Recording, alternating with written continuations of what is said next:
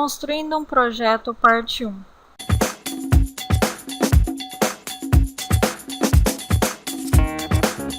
Nesta videoaula tentaremos construir um projeto utilizando todas as ferramentas que vocês instalaram anteriormente, como o Eclipse, o Observe, o Tomcat, além dos drivers e das bibliotecas que vocês adicionaram. Com o ambiente pronto, vamos tentar entender então como que funciona o nosso projeto. Bom, para que possa se visualizar no site, precisamos de um navegador web. No nosso site teremos dois botões, o botão cadastrar e o botão consultar. Vamos visualizar como o site está na real mesmo. Vamos acessar aqui o nosso site. Lembrando que para vocês poderem acessar o site, o banco de dados tem que estar ativo, tem que estar funcionando. O Eclipse também deve estar aberto, deve estar funcionando. E o nosso servidor, o Tomcat, também. Com esses três ativos, podemos então visualizar o nosso site, porque em nosso caso estamos trabalhando com o site localhost, localizado aqui mesmo no computador. Caso o site de vocês já estiver em um banco de dados online, não é necessário fazer esse procedimento. Bom, com o nosso site, então, as nossas ferramentas ativas, vamos visualizar o nosso site. Para isso, acessaremos o navegador. No navegador web, lá, localhost 8080, website, que é o nome do nosso projeto, index.html, nossa página inicial. Está aí, então, o nosso site, contendo a página inicial e os botões comentados anteriormente, o botão cadastrar e o botão consultar.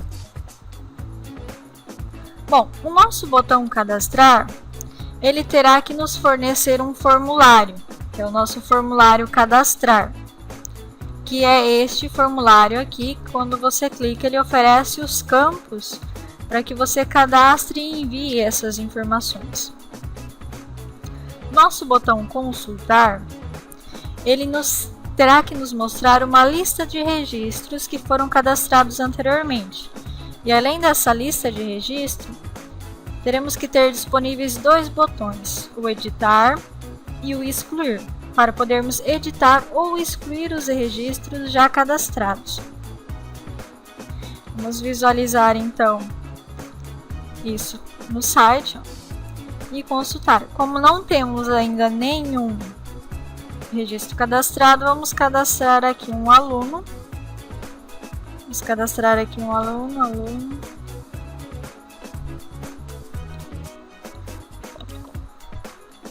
Um número de telefone qualquer.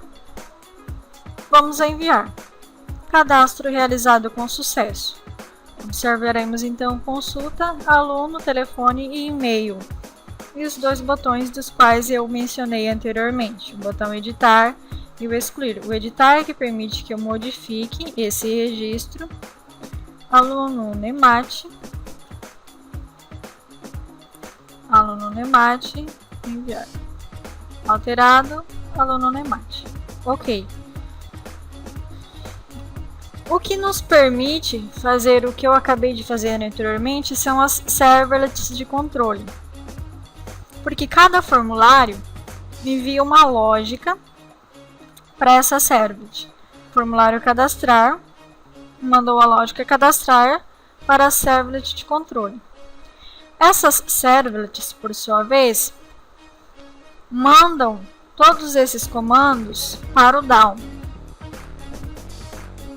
E o down é quem executa esses comandos dentro do banco de dados. Então temos o seguinte passo: o nosso cliente e o nosso servidor para cá. Os formulários mandam essa lógica, a servlet executa essa lógica, faz a compilação e pede para que o down execute o comando que foi enviado pelo formulário. Então, se recebemos o comando adicionar, a servlet compila e manda lá, adiciona o contato, execute isso com o down. E assim a gente mantém essa opção que temos aqui, ó, cadastrar sempre, possivelmente podemos cadastrar qualquer aluno, qualquer usuário, e aqui em editar podemos editar este aluno. Vamos colocar aqui aluno Nemate Colíder, enviar, registro alterado com sucesso, ok, excluir, registro excluído com sucesso, consultar, nenhum registro no banco de dados.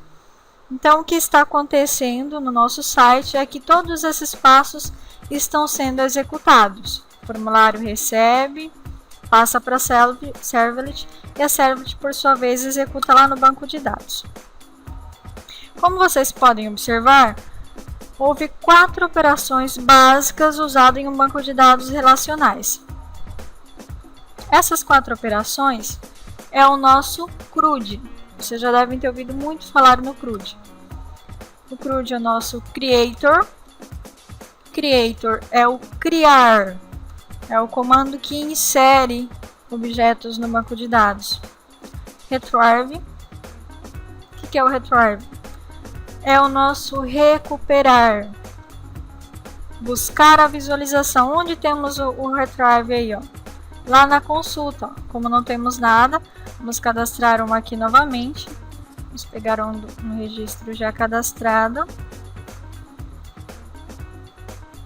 Ó, o retrieve. O que o retrieve fez? Buscou essas informações para a gente lá do banco de dados. Tá? E o update, ele atualiza, modifica os dados já cadastrados. Então, o que foi o update? É o nosso editar lá, ó, que permitiu que nós colocássemos lá aluno Nemate e assim houvesse a alteração no nosso registro, tá? Esse é o nosso update. E por fim, o nosso delete, que foi o comando que executamos. Ele remove, apaga os registros do banco de dados. Então, esses são os 4 comandos básicos, operações básicas e essenciais para um site dinâmico. Vamos entender então a estrutura do nosso projeto em uma visão global, em uma visão geral. Isso vai ajudar os nossos aprendizes que se caracterizaram ali na fase de aprendizado, globalmente. Já os passos sequenciais a gente vai visualizar nos próximos vídeos. Bom, estrutura do projeto. Resumo final das pastas. Como que são organizadas as pastas dentro de um projeto quando você cria dentro do Eclipse? Vamos visualizar então o nosso Eclipse aqui. Temos o nosso projeto, o website. E dentro dele várias pastas. Mas o que é essas pastas e para que elas servem? Bom, lá nós temos CRC, Código Fonte Java. É onde ficam os nossos códigos fontes, ou seja, é onde ficam as nossas servlets, os pacotes que fazem nosso site ficar dinâmico. Temos então todas as classes responsáveis por executar as ações que o nosso cliente pede, ou seja, executar lá tudo que o nosso formulário vai mandar. Tá? Vamos visualizar as outras pastas. Ó, build, onde o Eclipse compila as classes. Então, dentro dessa pasta aqui, é onde ele faz a compilação, é onde ele consegue executar os comandos que são enviados pelo formulário. Ele faz a execução de todos esses comandos e depois manda um DAO registrar. Bom, Web Content é o responsável aí por armazenar as páginas, imagens, CSS e etc. Tudo vai dentro do nosso Web Content. Vamos visualizar, ó, como vocês podem ver, o Web Content. Olha lá, todos os nossos formulários, ou seja, a parte HTML, JSP, as imagens, tudo vai aqui dentro. O CSS também, que é a nossa folha de estilo. Web Content Web Inf é uma pasta oculta com configurações e recursos do projeto, tá? Algumas informações e recursos do projeto a gente tem aqui dentro, como por exemplo a lib. Lá o nosso driver conector lá com o banco de dados que nós visualizamos lá no cadastro do nosso banco de dados, tá? Então nós temos isso dentro do nosso projeto. As bibliotecas ficam lá dentro da lib. E o Web Content Classe. Classes dos arquivos são compilados. Os arquivos compilados são copiados para cá. Então os arquivos compilados ficam dentro lá do Web Content Classes. Ok. Com isso, resumidamente, Web Content é onde fica o conteúdo da web, ou seja, toda a parte visual do meu site. Build é o nosso construir, é onde as servlets são executadas. E package são os nossos pacotes. Como assim pacotes? Olha lá, temos 2 pacotes. Podemos assemelhar isso como se fossem músicas MP3, por exemplo. Aqui meu pacote controle é o meu diretório. E todos esses arquivos aqui dentro são as minhas músicas, por exemplo. Podemos assemelhar então a esse exemplo. Temos 2 pacotes, o de controle e o pacote de modelo. Bom, então, toda a parte visual dentro do Web Content. E as servlets? Até agora nós falamos, mas não chegamos especificamente a dizer o que realmente elas são e o que realmente elas fazem. Olha lá. As servlets são usadas na criação de páginas dinâmicas, pois têm a capacidade de gerar conteúdo HTML. O nome servlet vem da ideia de um pequeno servidor, um servidorzinho em inglês, cujo objetivo é receber chamadas HTTP, processá-las e devolver uma resposta ao cliente. Ela lê dados de requisição do cliente e responde com outros dados, uma página HTML, uma imagem GIF, etc. Cada servlet é, portanto, um objeto Java que recebe tais requisições, request, e produz algo, response, como uma página HTML dinamicamente gerada, tá? Então, tudo o que os nossos formulários gerarem, tudo que o meu cliente mandar aqui através desses formulários, vão ser executados pela nossa servlet. Em nosso caso, temos aqui a servlet da lógica. É ela quem recebe aí todos esses dados do nosso cliente, do nosso formulário, e produz, executa essa ação. Bom, como que funciona então a servlet lógica? O código que permite a usabilidade de apenas uma única servlet para fazer o trabalho de várias, ou seja, o nosso cliente digita algo no formulário.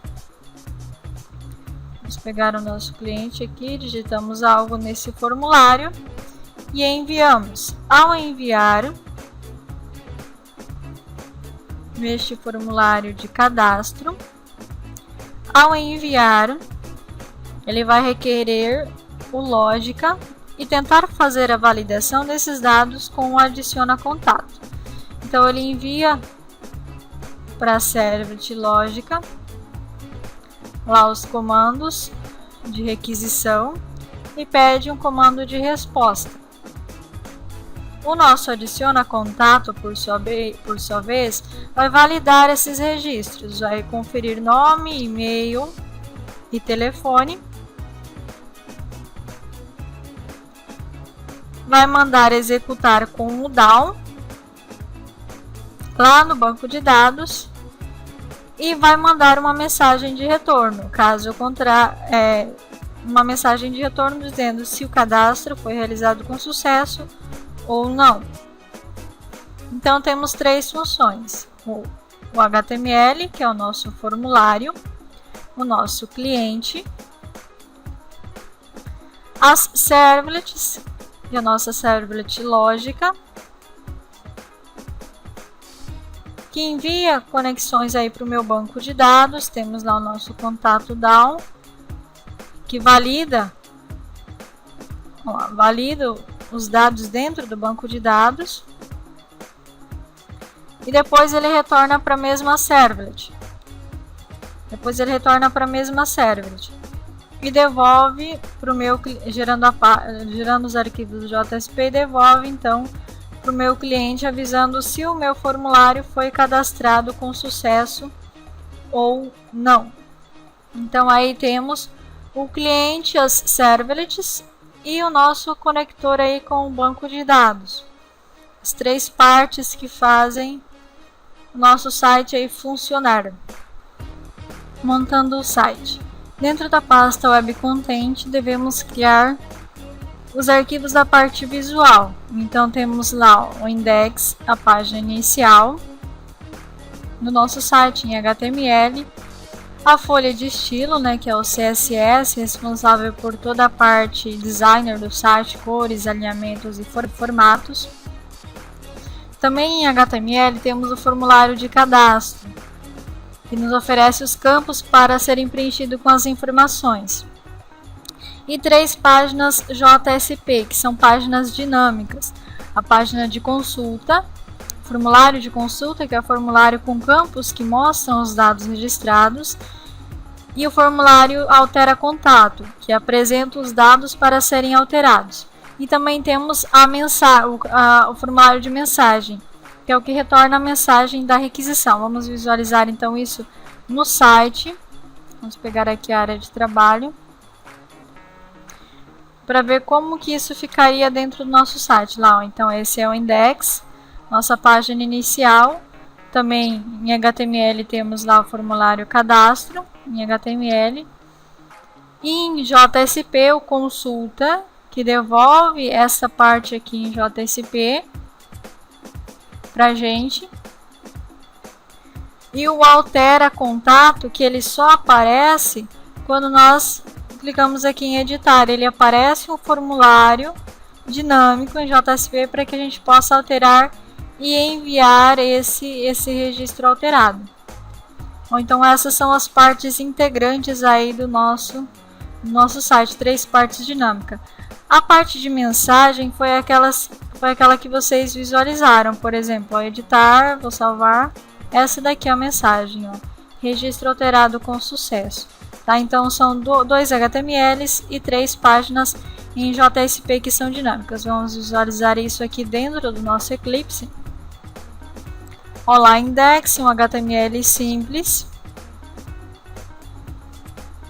E com links já nos menus lá para os formulários. O CSS com todas as imagens, os estilos e formatação do nosso site. Também em HTML o formulário de cadastro, oferecendo apenas os campos para que sejam preenchidos e enviados lá através do botão ao lado da lógica de contato, da lógica da servlet, e a validação dos valores lá no adiciona contato. O altera, por que ele tem que ser em JSP? Porque ele não é estático, ele é uma página dinâmica. Como assim dinâmica? Ele terá que fazer dentro da página uma importação de contatos direto do banco de dados. Olha lá, altera contato. Ele vai ter que fazer uma mensagem de requisição através do ID lá para o nosso contato DAO executar e buscar no banco de dados, lá no formulário do banco de dados, os nomes dos nossos usuários lá com as informações. Ó. Ele vai ter que buscar esses dados e mostrar para a gente. Por isso que ele é em JSP, porque dentro dessa página vai uma linguagem dinâmica que exige também esse tipo de utilização aqui que gera páginas HTML. E o nosso consulta também tem que ser em JSP, porque aqui dentro, olha lá, a gente cria o objeto DAO dentro do nosso na nossa página, busca a lista de contatos do banco de dados guardados na variável. Lá ele gera essa lista através do getList e imprime para a gente tudo novamente. Então por isso que temos que ter essas partes JSP. Aqui também, ó, começo com HTML normal, mas aqui dentro tem uma página dinâmica que vai imprimir para mim sempre a mensagem de retorno que eu necessitar após efetuar qualquer sequência de um desses formulários. Bom, então essa é a parte visual do nosso site, é o que o nosso usuário vê, são as páginas que nós temos que construir para o nosso cliente visualizar. As servlets. Dentro da SRC, devemos criar os pacotes que receberão os servlets que tornam o nosso site dinâmico. Pacote de controle. Faz o controle com os métodos request e response entre cliente e banco de dados. Então temos todas as servlets que farão esse controle das atividades que serão geradas lá no nosso site. E o pacote de modelo, onde temos apenas duas classes aí, as quais são as que executam lá os comandos pela servlet no banco de dados. O DAO, que recebe os atributos dos objetos, o contato, que recebe os atributos do objeto, e o DAO, que os executa. Bom, voltamos então lá ao nosso site, ó. As servlets que executam esses comandos e o DAO, que faz realmente isso ser registrado no banco de dados. Observamos lá, ó, método para adicionar o contato no banco de dados. Então, quando mandamos lá o comando adicionar pela servlet lá, pelo nosso formulário, ele faz essa inserção. Realmente ele executa isso dentro do banco de dados. Olha aqui, execute. Fazer essa execução lá dentro do banco de dados.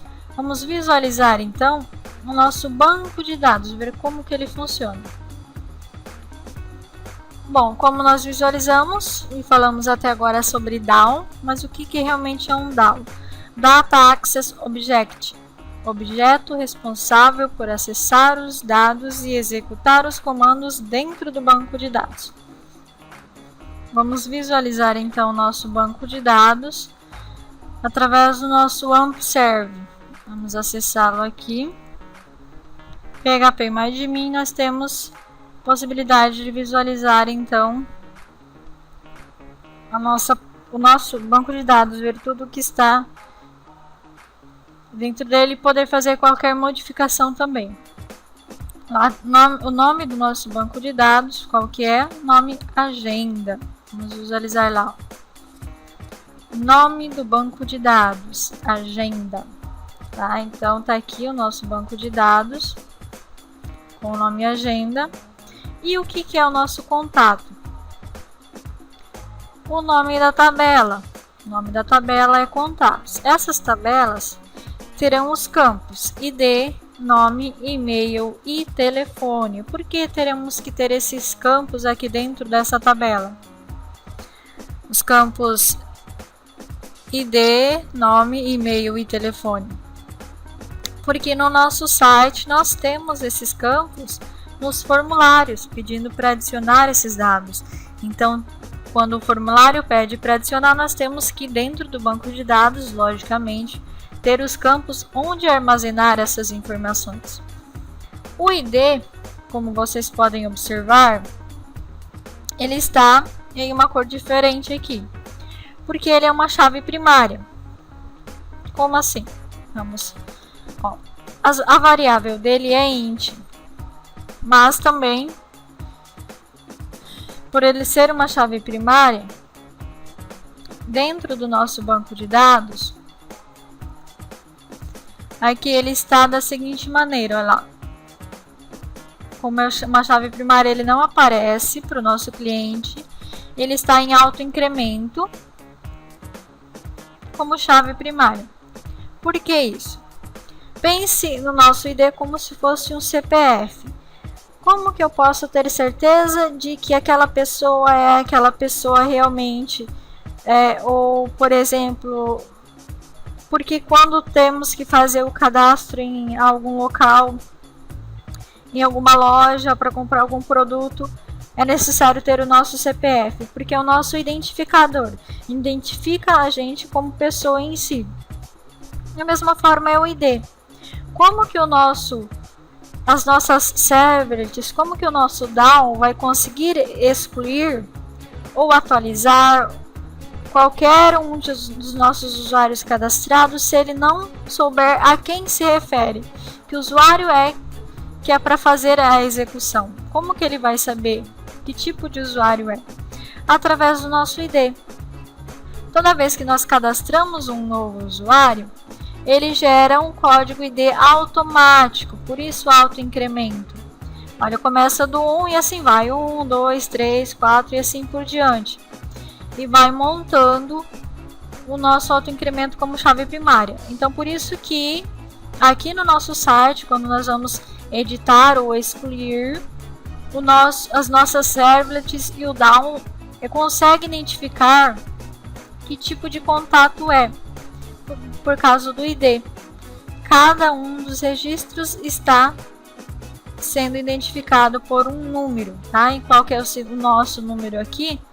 Esse tem o ID2, ó, é o segundo registro que a gente já cadastrou hoje, tá vendo? Então, se nós fôssemos mandar remover, ele só acharia aqui, ó, ID2, beleza, removeu, tá ok? Bom, e int são inteiros, números inteiros, varchar textos. Então temos a nome, e-mail e telefone. E aí como se dá a estrutura do nosso banco de dados dentro, né, na criação, desde o nome das tabelas que receberão esses dados. Bom, pessoal, espero ter esclarecido um pouquinho como que funciona essa visão geral aí do nosso site. Para os nossos alunos globais, isso se tornará um pouquinho mais fácil de entender. Nas próximas aulas, estaremos visualizando individualmente qual a função de cada classe para os nossos alunos sequenciais.